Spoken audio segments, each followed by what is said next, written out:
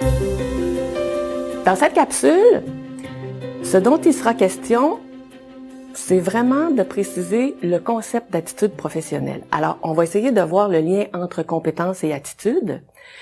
On va se rappeler aussi les 3 types de savoir et on va se donner quelques définitions d'attitude et d'attitude professionnelle et surtout, on va essayer de s'organiser pour distinguer des concepts voisins des attitudes pour bien délimiter le rôle que vous aurez à jouer à l'intérieur de vos cours et l'idée de comment on peut travailler justement ces attitudes. On sait qu'une compétence, c'est un pouvoir d'agir, de réussir et de progresser qui permet de réaliser adéquatement des tâches ou des activités de travail et qui se fonde sur un ensemble organisé de savoir. Donc, quand on parle d'une compétence, on parle d'un savoir d'action et on parle aussi d'une organisation entre le savoir, le savoir-faire et le savoir-être. Le savoir, au fond, c'est tout ce qui est donné, théorie, modèle. Alors, par exemple, les fonctionnalités d'un logiciel, c'est un savoir. Un savoir-faire fait davantage référence à une procédure ou à une technique, comme par exemple rechercher de l'information sur Internet ou calculer l'amortissement des immobilisations. On fait référence à un savoir-faire. Quand on parle de savoir-être, on est plus dans le domaine affectif, on est plus dans le domaine des valeurs, mais au fond, c'est toute l'idée qui peut être attachée, par exemple, à des concepts comme l'efficacité, la rigueur, la minutie, la précision. Le schéma que vous voyez à l'écran montre bien l'interaction de ces 3 types de savoir. Si on connaît des choses et qu'on sait être, on peut dire qu'on est connaissant. Si on sait être et qu'on sait faire, on est un exécutant. Quand on sait faire des choses et qu'on a aussi des connaissances, on est un performant. Mais pour dire qu'un étudiant est compétent, il faut vraiment aller chercher l'ensemble des 3 savoirs. Alors, pour être compétent, on ne peut pas être compétent sans savoir bien faire son travail. Une attitude, c'est la disposition interne qui exerce une influence sur la manière d'être et d'agir. Alors, cette manière d'être, elle se traduit en manière de faire. Quand on parle d'une attitude professionnelle, de façon plus spécifique, on parle d'un savoir-être qui regroupe les attitudes qui sont inhérentes aux valeurs d'un métier, qui en quelque sorte guide la conduite d'une personne alors qu'elle exerce ce métier. Alors, on dit que le savoir-être est ce qui personnalise la façon d'agir d'une personne et ça permet de bien circonscrire le rôle ou l'univers dans lequel vous allez évoluer. Alors, quand on parle d'une attitude, on ne parle pas d'une connaissance, on parle vraiment d'un état. Quand on parle d'attitude, en règle générale, dans notre propos, on oscille entre attitude, valeur, comportement, sans trop distinguer ces concepts alors que c'est fondamental de les distinguer. Alors, on va commencer d'abord par les besoins. Alors, les besoins, c'est une poussée de l'intérieur à laquelle il faut répondre. Le besoin de se faire reconnaître, le besoin de pallier à sa subsistance, par exemple. Vous voyez que c'est quelque chose qui est stable et on peut dire d'une culture à l'autre.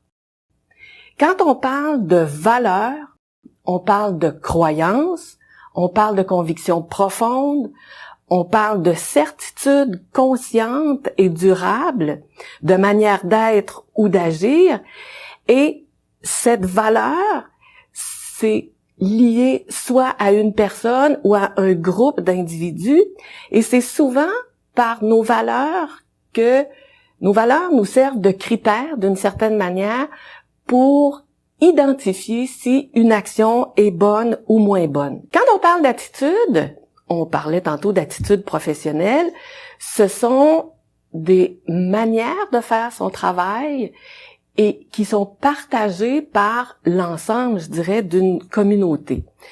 Et les comportements, c'est ce qu'on va pouvoir observer. C'est ce qui va témoigner de l'attitude. Quand on parlera plus tard de l'évaluation, mais c'est sur cette base des comportements observables qu'on pourra porter un jugement plus fiable. Donc, si on regarde dans une dynamique, on se rend compte que les valeurs influencent les attitudes et que les attitudes vont s'observer par l'expression de comportements particuliers.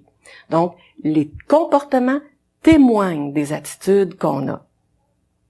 J'aurais envie de vous donner un exemple. Si, par exemple, je pourrais avoir comme valeur la bienveillance, l'attitude liée à la bienveillance serait l'esprit de collaboration et dans mes comportements, ce que vous allez pouvoir observer, c'est ma façon d'aider les autres. Alors, vous voyez comment les choses se déclinent. Par rapport à l'exercice d'un métier, quand on parle d'attitudes essentielles, c'est qu'on essaie de mettre en relief les principales attitudes. Qu'est-ce qui est fondamental à développer, par exemple, pour un travailleur social? Qu'est-ce qui est fondamental à développer comme attitude? Comme enseignant, qu'est-ce que vous visez? Qu'est-ce qui est essentiel à la réussite dans le milieu du travail? L'idée, c'est de comprendre aussi que se soucier des attitudes a des répercussions, évidemment, au niveau du milieu du travail. Vous savez qu'elles sont inscrites dans les profils d'employabilité et dans les codes d'éthique des professions, très souvent. Elles sont déterminantes aussi dans les entrevues d'embauche et l'évaluation du personnel, et elles sont reconnues par les corporations professionnelles. J'entendais dernièrement quelqu'un dire qu'on puisse avoir à compléter certaines connaissances, c'est une chose, mais comme employeur, ce que je recherche, c'est de voir si cette personne qui passe une entrevue va être compatible, entre guillemets, avec l'équipe en présence, par exemple. Dans le milieu de l'éducation, on doit aussi rencontrer certains objectifs. Alors, ces attitudes, elles sont inscrites dans les visées de la formation fondamentale et du développement global de la personne. Et elles sont aussi déterminantes dans la réussite et la persévérance de l'étudiant.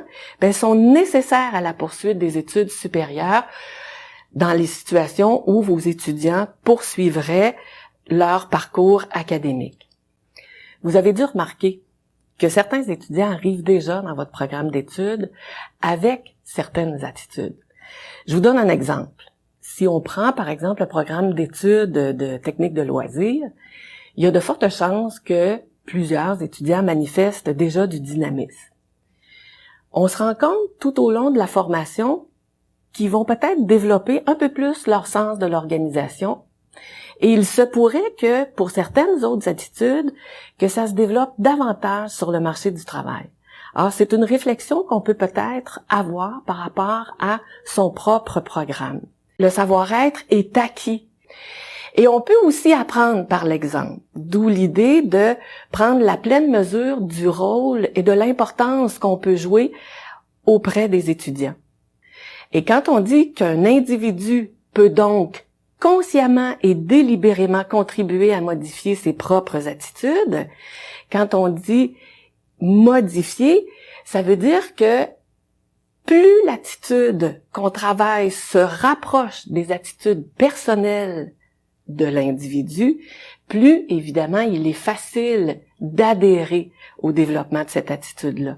En même temps, Henri Boudreau est très clair à ce sujet. Un étudiant a le choix d'adhérer ou de ne pas adhérer à une attitude qui aurait été privilégiée dans un programme d'études.